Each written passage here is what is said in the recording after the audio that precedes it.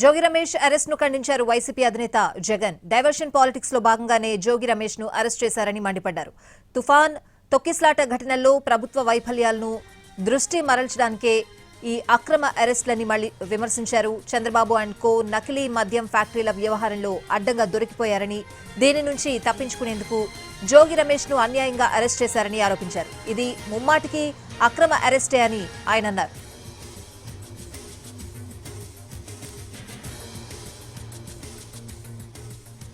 కల్తీ మద్యం కేసులో పట్టుబడ్డ వారిలో అంతా టీడీపీ వాళ్లే అని ఆరోపించారు జగన్. కల్తీ లిక్కర్ తయారు చేసేది మీరే, అమ్మేది మీరే, బురద జల్లేది మీరే అని విమర్శలు చేశారు.